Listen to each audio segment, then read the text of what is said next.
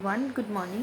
ਅੱਜ ਆਪਾਂ ਸਟਾਰਟ ਕਰਦੇ ਹਾਂ evolution of the expectancy model. Expectancy model ਦੇ ਵਿੱਚ ਆਪਾਂ ਦੇਖਿਆ ਸੀ ਨਾ ਦੈਟ ਅਗਰ ਆਪਣੀ ठीक है अपनी अगर अपनी एक्सपैक्टेशनस अपनी एक्सपैक्टेंसी अपनी इंक्रीज़ होंगी है, अपनी परफॉर्मेंस इंक्रीज़ होंगी है, फिर आप आउटकम इंक्रीज़ होंगे है, फिर अपनी किते जाके अपनी जी प्रोग्रेस होंगी है मतलब ठीक है। तो अपन की होंगे ये अपन की पता instrumentality into expectancy into valence. Valence is what valence अगर जो अपन एक्सपैक्ट किया होंगे वो अपन रिवॉर्ड मिल रहा है कि जो अपन एक्सपैक्ट नहीं किया सीगा वो अपन रिवॉर्ड मिल रहा है, दैट इज़ बैलेंस। ठीक है। एक्सपैक्टेंसी की जो आप परफॉर्मेंस करांगे अपन वो की अगे रिवॉर्ड होने के चांसिस है ने। इंस्ट्रूमेंटैलिटी मतलब कि आप जो भी आप परफॉर्मेंस कर रहे हाँ कि मतलब कि जो आप परफॉर्मेंस कर रहे हाँ भी अपन जो अपन ये रिवॉर्ड देगा अगे जाके जो अपन डिजायर्ड रिवॉर्ड चाहिए ने। ठीक है। हम आप नैक्सट कर रहे हैं इसके जो कुछ कुछ मैरिट्स हैं कि है कि the expectancy model is highly useful in understanding organisational behaviour. ये अपना रिलेशनशिप इंप्रूव करती है इंडिविजुअल द ऑर्गेनाइजेशनल के गोल्स नाल। ठीक है। क्योंकि इंडिविजुअल गोल्स इन्फ्लुएंस करते हैं वो एफर्ट्स। ठीक है। जो इंडिविजुअल मतलब अगर वो एफर्ट्स इंडिविजुअली इंक्रीज़ हो रहे हैं तो वो गोल्स मतलब ऑर्गेनाइजेशन के गोल्स भी ऑटोमैटिकली अचीव होंगे हैं। The expectancy theory is a cognitive theory which values human dignity. ये रीजनिंग मतलब रीजनिंग बेसिस पे होंगी है, ये ह्यूमन डिगनिटी मतलब दर्शाती है। Individual are considered rational human beings who can anticipate their future on the basis of their beliefs and expectations. ठीक है। रैशनल होंगी है भी आप सोचने अपने भी फ्यूचर के मैनू की लॉसिज होंगे की प्रॉफिट्स होंगे उसके बेसिस से उसने ये थ्योरी बनाई है। हर कोई होंगे हर कोई सोचता भी हाँ भी अगर मैं ये काम करूँगा मैंने फ्यूचर के बेनीफिट होएगा या नहीं होएगा। This theory helps a manager in looking beyond that Maslow's and Herzberg implied according to him motivation does not mean satisfying. ਇਹਦੇ ਵਿੱਚ ਕੀ ਸੀਗਾ ਵਰੂਮ ਦਾ ਬੇਸਿਕ ਕੀ ਸੀਗਾ ਮੈਸਲੋ ਤੇ ਹੈਸਬਰਗ ਨੇ ਦੱਸਿਆ ਸੀਗਾ ਕਿ ਜੋ ਸਾਡੀਆਂ ਅਨਸੈਟਿਸਫਾਈਡ ਨੀਡ ਹੁੰਦੀਆਂ ਨੇ ਉਸ ਨੂੰ ਸੈਟਿਸਫਾਈ ਕਰਨਾ that leads to motivation. But ਇਸ ਦੇ ਵਿੱਚ ਇਸਨੇ ਕੀ ਦੱਸਿਆ ਕਿ ਇਹ ਡਜ਼ਨਟ ਮੀਨ ਕਿ we have to satisfy our unsatisfied need that leads to our motivation. No the manager must make it possible for an employee to see that efforts can result in appropriate need सैटिस भी जिन्ने वो efforts करेगा घट करेगा वध करेगा उन्होंने सब उसकी रिवॉर्ड्स जी उन्होंने सैटिस्फाई करते हैं that is leads to motivation. ठीक है। हूँ ये कुछ प्लस पॉइंट्स हैं ये कुछ नैगेटिव पॉइंट्स भी हैं। ब्रूम्स थ्योरी एक डिफिकल्ट अप्लाई इन प्रैक्टिस मतलब प्रैक्टिकली नहीं उसनों आप अप्लाई कर सकते। This is evident that there have been a very few research studies design इनू टेस्ट करने बहुत थोड़िया रिसर्च कीतियां गई सी जिहदे लई आपां बेसिस ते आपां इन्नी बड़ी थ्योरी आपां नहीं एग्जामिन कर सकते। ठीक है। रैशनल ह्यूमन थिंकिंग तो है ये मतलब भी अपना हर कोई डिसीजन आप कॉन्शियसली लीए कि हाँ जी अगर आप ये चीज़ करांगे तो आपको इसका फायदा होएगा, अगर आप ये चीज़ नहीं करांगे तो फायदा नहीं होएगा। तो की है कि कई बार समटाइम्स आपू की होंगे भी आप इन्ने कॉन्शियस होकर डिसीजन नहीं ले सकते आपू क्योंकि अपनी रूटीन एक्शन कई बार बहुत जल्दी भी लेना पैंदा आपू। Although it is not important theory of motivation but एक कॉम्पलैक्स है। इंपॉर्टेंट है theory of motivation but this is a complex. ठीक है। भी एक एक्चुअल सिचुएशन के देखा जाए do not have the time और रिसोर्सिज यूज अगर आप एक्चुअल सिचुएशन के देखा जाए इन्ना टाइम किसी को भी नहीं होंगे सोचने का भी हाँ जी भी मैं प्रॉपर एक एनालाइज करके सोच के काम करा। ठीक है। नैक्सट अपना है Porter's and Lawler's model of motivation. इस दे विच इसने की दिता हुआ है कि इसने कंबाइन किया है आस्पैक्ट्स टू एडिशनल मतलब इसने अपने कंबाइन किए ने आस्पैक्ट्स वरूम एक्सपैक्टेंसी थ्योरी उन्हें इनू लार्ज पार्ट दे विच अगे कैरी आउट किया है। ठीक है। प्रैक्टिकली स्टडी किया मैनेजर्स से फिर इसने अपने एक मतलब मॉडल बनाए। This is a multivariate model which explains ये इसने दसिया कि जॉब एटीट्यूड तो जॉब परफॉर्मेंस दे विच की रिलेशनशिप है। ठीक अपने की इन्हें अज्यूम किया ह्यूमन बिहेवियर के related as mentioned above it is a multivariate model. According to this model individual behaviour is determined by a combination of factor in the individual and in the environment. ये इसने factors किहड़े किते individual के factors किहड़े होंदे ने ते human in मतलब environment दे विच किहड़े फैक्टर इंक्लूड होंदे ने वो इसने सारे ये स्टडी किए। Individual are assume to be rational human being who make हुण ये इसने अज्यूम किया कि human beings rational human beings ने जोड़े कॉन्शियसली अपना अगे का डिसीजन लेंदे ने। उन्होंने हर एक दी इंडिविजुअल की अपनी नीड्स है अपनी डिज़ायर है अपने गोल्स है On the basis of their expectations, individual decide alternative behavior and such decided behavior will lead to design. ਹੁਣ ਜਿਹੜੇ ਉਹਨਾਂ ਦੇ ਐਕਸਪੈਕਟੇਸ਼ਨਸ ਉਹ ਲੀਡ ਕਰਦੇ ਨੇ ਕਿ ਮੈਂ ਇਹ ਐਕਸਪੈਕਟ ਕਰਦਾ, ਮੈਂ ਇਹ ਐਕਸਪੈਕਟ ਕਰਦਾ, ਫਿਰ ਉਹ ਜਿਹੜੇ ਅਲਟਰਨੇਟਿਵ ਬਿਹੇਵੀਅਰਸ ਹੁੰਦੇ ਨੇ ਉਹਦੇ ਵਿੱਚੋਂ ਇੱਕ ਬਿਹੇਵੀਅਰ ਡਿਸਾਈਡ ਕਰਦੇ ਨੇ, ਫਿਰ ਉਹ ਜਦੋਂ ਕਰਦੇ ਨੇ ਬਿਹੇਵੀਅਰ ਨੂੰ ਫਿਰ ਉਹਦੇ ਵਿੱਚ ਡਿਜ਼ਾਇਰਡ ਆਊਟਕਮ ਮਿਲਦਾ ਉਹਨਾਂ ਨੂੰ। ਠੀਕ ਹੈ, ਉਹਨਾਂ ਨੇ ਕੁਝ ਇਹ ਮਾਡਲ ਦਿੱਤਾ ਆਪਾਂ ਨੂੰ। ਫਸਟ ਪੁਆਇੰਟ ਹੈ ਮਾਡਲ ਦੇ ਵਿੱਚ ਕਿਹੜੇ ਕਿਹੜੇ ਐਲੀਮੈਂਟਸ ਨੇ। ਫਸਟ ਹੈ ਐਫਰਟ। ਐਫਰਟ ਕੀ ਹੁੰਦਾ ਵੀ ਕੋਈ ਪਰਸਨ ਆਪਣੀ ਕਿੰਨੀ ਐਨਰਜੀ ਲਗਾਉਂਦਾ ਜੋਬ ਨੂੰ ਕਰਨ ਲਈ, ਦੈਟ ਇਜ਼ ਐਫਰਟ। ਹੁਣ ਅਗਰ ਆਪਾਂ ਨੇ ਕੁਛ ਪ੍ਰੀਪੇਅਰ ਕਰਨਾ, that we have to prepare for UPSC exams, then how much effort we can make to attain the job of UPSC, ਕਿੰਨੇ ਆਪਾਂ ਐਫਰਟਸ ਲਗਾ ਰਹੇ ਹਾਂ ਉਸ ਜੋਬ ਨੂੰ ਅਟੇਨ ਕਰਨ ਲਈ। The next is value of reward. Value of reward is a totally like a balance, ਜੋ ਆਪਾਂ ਨੇ ਬਰੂਮ ਥਿਊਰੀ ਦੇ ਵਿੱਚ ਪੜ੍ਹਿਆ। ਇਹਦੇ ਵਿੱਚ ਕੀ ਹੁੰਦਾ ਕਿ first of all people figure out ਕਰਦੇ ਨੇ ਕਿ ਅਗਰ ਮੈਨੇ ਇਹ ਚੀਜ਼ ਕੀਤੀ ਤਾਂ ਮਤਲਬ ਰਿਵਾਰਡ ਕੀ ਮਿਲੇਗਾ, the reward that are likely to be received from doing a particular job, ਕਿ ਜੋ ਮੈਨੂੰ ਅਟਰੈਕਟ ਕਰੇ ਤਾਂ ਹੀ ਮੈਂ ਇਹ ਕੰਮ ਕਰੂੰਗਾ। ਠੀਕ ਹੈ, ਅਗਰ for an example a person look for a more money, more salary, but ਜਿਹੜੇ ਮੈਨੇਜਰ ਸੀਗੇ ਉਹਨਾਂ ਨੇ ਉਸਨੂੰ ਕੀ ਦਿੱਤਾ, ਐਕਸਟਰਾ ਵਕੇਸ਼ਨ ਦਿੱਤੀ ਕਿ that you have a 2 tickets of a vacation, then you have to spend the time 10 days whatever ਹੈ ਨਾ the days, ਬਟ ਉਹ ਪਰਸਨ ਕੀ ਹੈ ਉਹ ਖੁਸ਼ੀ ਨਹੀਂ ਹੋਏਗਾ। ਕਿਉਂ? ਕਿਉਂਕਿ ਉਸਨੂੰ ਆਪਣੀ ਸੈਲਰੀ ਦੇ ਵਿੱਚ ਰਿਵਾਰਡ ਚਾਹੀਦਾ ਸੀਗਾ, ਤਾਂ ਇਸ ਕਰਕੇ ਉਹ ਅੱਗੇ ਤੋਂ ਆਪਣੀ ਜੋਬ ਦੇ ਵਿੱਚ ਕੀ ਲਗਾਏਗਾ, ਲੋਅਰ ਐਫਰਟਸ ਲਗਾਏਗਾ। ਠੀਕ ਹੈ, perceived effort reward probability. In addition, before people put forth any effort, they will also try to access the probability of a certain level of effort leading to a desired level of a performance, and the probability and the possibility of that performance leading to certain kinds of rewards.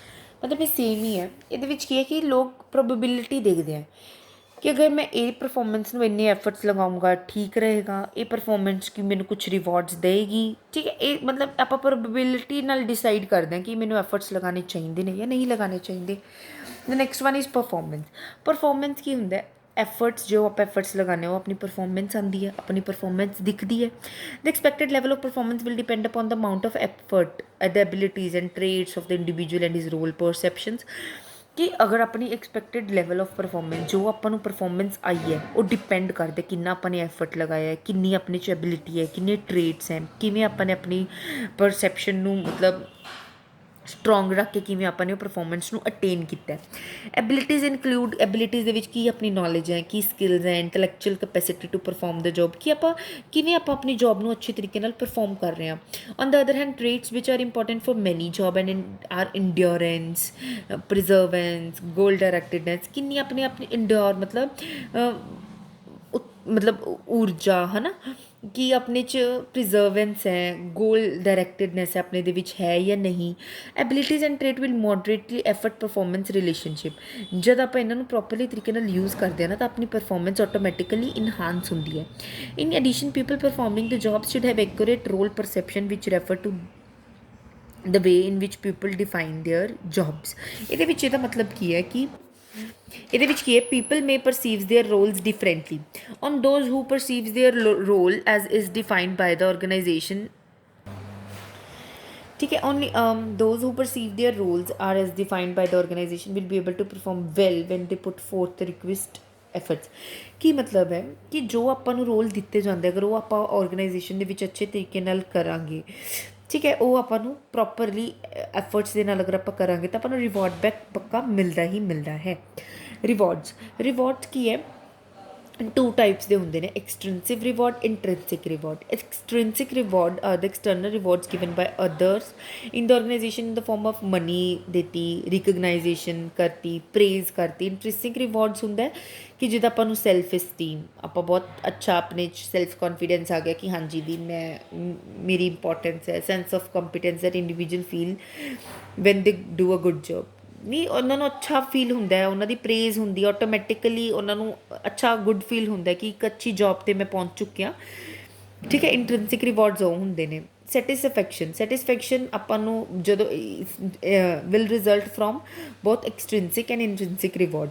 ਅਗਰ ਆਪਾਂ satisfy ਹੁੰਦੇ ਹਾਂ, ਆਪਾਂ ਆਪਣੇ ਜਿਹੜੇ actual rewards ਹੁੰਦੇ ਨੇ ਨਾ ਉਹਨਾਂ ਨੂੰ ਆਪਾਂ ਕੰਪੇਅਰ ਕਰਦੇ ਹਾਂ ਜਿਹੜੇ ਆਪਾਂ ਨੇ ਪ੍ਰੀ ਡਿਸਾਈਡਡ ਰਿਵਾਰਡਸ ਹੁੰਦੇ ਨੇ।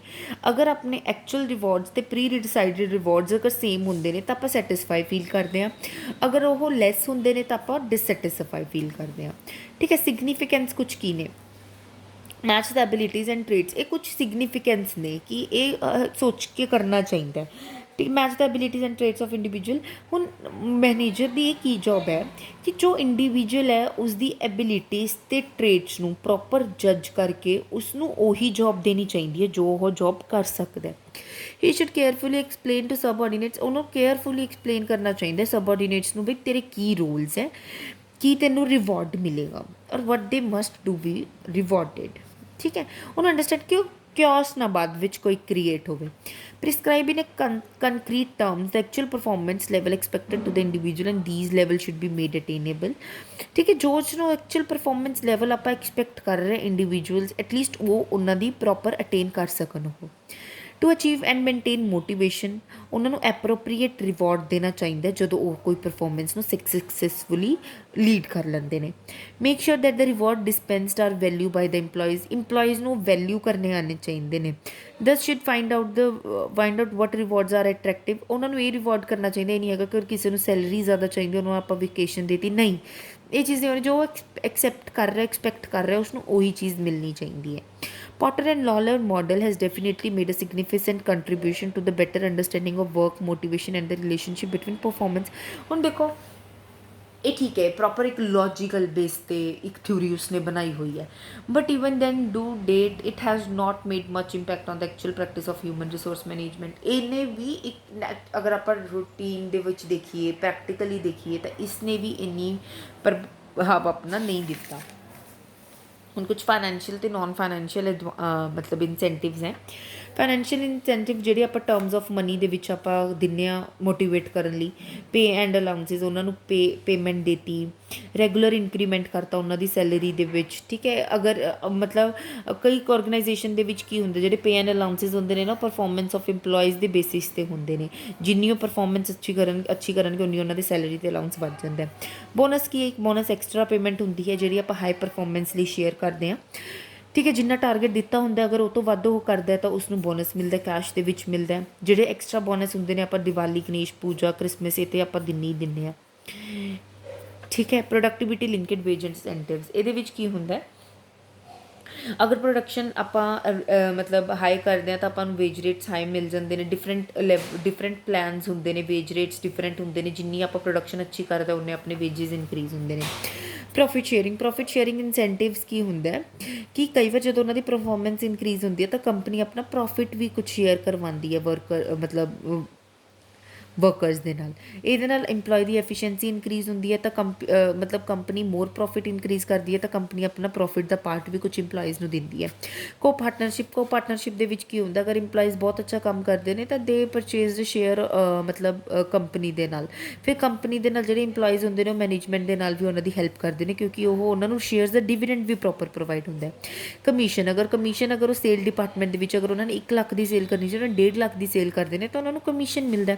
ਰਿਟਾਇਰਮੈਂਟ ਬੈਨੀਫਿਟਸ ਮਤਲਬ ਪੈਨਸ਼ਨ, ਗ੍ਰੈਚੁਇਟੀ, ਕਿ ਉਹਨਾਂ ਦੀ ਫੀਲ ਉਹ ਸੇਫਟੀ ਅਤੇ ਸਿਕਿਉਰਿਟੀ ਫੀਲ ਕਰਨ ਕਿ ਬਾਅਦ ਵਿੱਚ ਅਗਰ ਸਾਡੀ ਜੋਬ ਚਲੀ ਜਾਂਦੀ ਹੈ, ਅਸੀਂ ਟਾਈਮ ਸਾਡਾ ਰਿਟਾਇਰਮੈਂਟ ਪੀਰੀਅਡ ਆਉਂਦਾ ਤਾਂ ਸਾਨੂੰ ਪੈਸਾ ਮਿਲਦਾ ਰਹੇ। ਫਰਿੰਜ ਬੈਨੀਫਿਟਸ ਐਂਡ ਪੀਕਸ, ਜਿਵੇਂ ਫ੍ਰੀ ਐਜੂਕੇਸ਼ਨ ਉਹਨਾਂ ਦੇ ਬੱਚਿਆਂ ਨੂੰ ਦੇਤੀ, ਹਾਊਸਿੰਗ ਫੈਸਿਲਿਟੀ ਉਹਨਾਂ ਨੂੰ ਪ੍ਰੋਵਾਈਡ ਕਰਤੀ, medical facility provide, extra facility ਜੋ ਆਪਾਂ ਸੈਲਰੀ ਤੋਂ ਉੱਪਰ ਹੋ ਕੇ ਉਹਨਾਂ ਨੂੰ ਪ੍ਰੋਵਾਈਡ ਕਰ ਰਹੇ ਹਾਂ। The next one is non financial motivators. Non financial recognition ਦਾ ਮਤਲਬ ਕੀ ਹੁੰਦਾ ਕਿ ਐਵਰੀ ਪਰਸਨ ਨੂੰ ਹੁੰਦਾ ਕਿ ਜੋ ਮੈਂ ਸੁਪੀਰੀਅਰ ਦੀ ਨਿਗਾਹ ਦੇ ਵਿੱਚ ਆਵਾਂ ਤਾਂ ਉਹਨਾਂ ਨੂੰ ਆਪਣੀ ਅੱਛੀ ਪਰਫੋਰਮੈਂਸ ਕਰਨ ਲਈ, ਆਪਣੀ ਬੋਸ ਦੀ ਨਿਗਾਹ ਦੇ ਵਿੱਚ ਆਉਣ ਲਈ ਉਹਨਾਂ ਨੂੰ ਇਹ ਹੁੰਦਾ ਵੀ ਸਾਨੂੰ ਪ੍ਰੇਜ਼ ਮਿਲੇ, ਉਹਨਾਂ ਦੀ ਜਿਵੇਂ ਆਪਾਂ ਪੈਟ ਔਨ ਅ ਬੈਕ, ਥਪਥਪਾਤੀ ਉਹਨਾਂ ਦੀ ਬੈਕ, ਉਹਨਾਂ ਨੂੰ praise the letter of appreciation ਦਿੱਤਾ, ਉਹਨਾਂ ਦੇ ਐਨੂਅਲ ਫੰਕਸ਼ਨ 'ਤੇ ਉਹਨਾਂ ਦਾ ਨਾਮ ਰਿਕਗਨਾਈਜ਼ ਕਰਤਾ।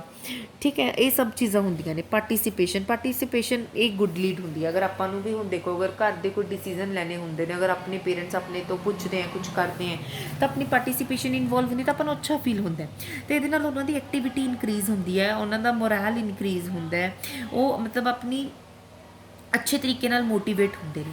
ਠੀਕ ਹੈ, that manager should abdicate their positions, they should encourage subordinate to, ਉਹਨਾਂ ਨੂੰ ਪਾਰਟੀਸਿਪੇਸ਼ਨ ਮੈਨੇਜਰ ਨੂੰ ਇਹ ਨਹੀਂ ਡਰ ਹੋਣਾ ਚਾਹੀਦਾ ਕਿ ਮੇਰੀ ਪੋਜੀਸ਼ਨ ਆ ਤੋਂ ਚਲੀ ਜਾਏਗੀ, ਬਟ ਨਹੀਂ, ਉਹਨਾਂ ਨੂੰ ਮੋਟੀਵੇਟ ਕਰਨਾ ਚਾਹੀਦਾ ਕਿ ਹਰ ਕੋਈ ਵੱਧ ਚੜ੍ਹ ਕੇ ਡਿਸੀਜ਼ਨ ਲਵੇ ਤੇ ਆਪਣੀ ਆਰਗੇਨਾਈਜੇਸ਼ਨ ਦਾ ਗੋਲ ਅੱਛੇ ਤਰੀਕੇ ਨਾਲ ਇਫੈਕਟਿਵਲੀ ਤੇ ਐਫੀਸ਼ੀਐਂਟਲੀ ਅਚੀਵ ਕਰਨ। ਸਟੇਟਸ ਕੀ ਹੈ, ਅਗਰ ਮਤਲਬ ਅਗਰ ਆਪਾਂ ਉਹਦੀ ਈਗੋਇਸਟਿਕ ਨੀਡ ਸੈਟਿਸਫਾਈ ਕਰਦੇ ਹਾਂ ਤਾਂ ਪਰਸਨ ਦਾ ਆਟੋਮੈਟਿਕਲੀ ਸੋਸ਼ਲ ਸਟੇਟਸ ਇੰਪਰੂਵ ਹੁੰਦਾ ਹੈ। Management may create some status symbol in the organization. This can be done by giving of various facilities to the person, ਜਿਵੇਂ ਉਹਨੂੰ ਜਿਵੇਂ ਸੁਪੀਰੀਅਰ ਫਰਨੀਚਰ ਦਿੱਤਾ, ਅੱਛਾ ਕਾਰਪੇਟ ਲਗਵਾਤਾ ਉਹਦੇ ਫਲੋਰ 'ਤੇ, ਉਹਨੂੰ ਪੀਐਨ ਦੀ ਫੈਸਿਲਿਟੀ, ਪਰਸਨਲ ਅਸਿਸਟੈਂਟ ਦਿੱਤਾ, ਇਹ ਚੀਜ਼ਾਂ ਦਿੰਦੇ ਤਾਂ ਉਹਦੀ ਪਰਫੋਰਮੈਂਸ ਵੀ ਲੀਡ ਹੁੰਦੀ ਹੈ। competition is used as a motivator. Various person use a certain objective. Everybody, ਹੁਣ ਸਭ ਪਰਸਨ ਦਾ ਆਪਣਾ ਹੁੰਦਾ ਕਿ ਮੈਂ ਅਟੇਨ ਕਰਾਂ, ਤਾਂ ਜਿਹੜੀ ਐਵਰੀਬਡੀ ਹਰ ਕੋਈ ਹੁੰਦਾ ਕਿ ਮੈਂ ਇਹ ਅਚੀਵ ਕਰਾਂ, ਤਾਂ ਉਸਨੂੰ praise, appreciation letter, financial incentives ਇਹ ਦੇਣੇ ਚਾਹੀਦੇ ਨੇ ਜਦੋਂ ਉਹ ਗੋਲ ਨੂੰ ਇਨਕਰੀਜ਼ ਕਰ ਲੈਂਦਾ। Job enrichment has been recognized as an important motivator by various researchers. The job is made more important and challenging for the workers. The worker may be given wide latitude in deciding about their work method. The employees will also perform the management function of planning and control. So far as the work is concerned, ਇਹਦੇ ਵਿੱਚ ਕੀ ਹੁੰਦਾ ਕਿ job enrichment ਦੇ ਵਿੱਚ basically ਕੀ ਹੋ ਜਾਂਦਾ ਕਿਉਂਕਿ ਆਪਾਂ ਇੱਕ ਫਰੇਮਵਰਕ ਦੇ ਅਕੋਰਡਿੰਗ ਆਪਾਂ ਇੰਪਲੋਈਜ਼ ਨੂੰ ਇੰਨੀ ਕੁ ਆਜ਼ਾਦੀ ਦੇ ਦਿੰਦੇ ਹਾਂ ਕਿ ਹਾਂਜੀ ਉਹ ਕੁਛ ਮਰਜ਼ੀ ਡਿਸੀਜ਼ਨ ਲੈ ਸਕਦੇ ਨੇ, ਤਾਂ ਉਹਨਾਂ ਨੂੰ ਜਦੋਂ ਇਹ ਚੀਜ਼ ਆਉਂਦੀ ਹੈ ਤਾਂ ਉਹਨਾਂ ਦੀ ਜੋਬ ਸੈਟਿਸਫੈਕਸ਼ਨ ਹੁੰਦੀ ਹੈ, ਹਾਈ ਮੋਰਲ ਹੁੰਦੀ ਹੈ, ਉਹ ਮੋਟੀਵੇਸ਼ਨ ਦੇ ਥਰੂ ਲੀਡ ਹੁੰਦੇ ਨੇ। Okay, career advancement when employees are provided opportunity, ਉਹਨਾਂ ਨੂੰ ਪ੍ਰਮੋਸ਼ਨ ਮਿਲਦਾ ਹੈ, ਪੋਜੀਸ਼ਨ ਹਾਇਰ ਪੋਜੀਸ਼ਨ ਮਿਲਦੀ ਹੈ, ਤਾਂ ਉਹ ਆਟੋਮੈਟਿਕਲੀ ਮੋਟੀਵੇਟ ਹੁੰਦੇ ਨੇ। When employees know that they will get promotions, they get perform, ਅਗਰ ਉਹ ਅੱਛਾ ਕੰਮ ਕਰਨਗੇ ਤਾਂ ਉਹਨਾਂ ਨੂੰ ਪ੍ਰਮੋਸ਼ਨ ਮਿਲੇਗੀ, ਤਾਂ ਉਹ ਆਪਣੀ ਬੈਸਟ ਪਰਫੋਰਮੈਂਸ ਕਰਦੇ ਹਨ। Team spirit, management should encourage team spirit. If there is a team spirit among the employees, maximum efforts ਲੱਗਣਗੇ to achieve the objectives. Next ਆਪਾਂ ਕਲਾਸ ਦੇ ਵਿੱਚ ਮੋਰਲ ਡਿਸਕਸ ਕਰਦੇ ਹਾਂ। Thank you.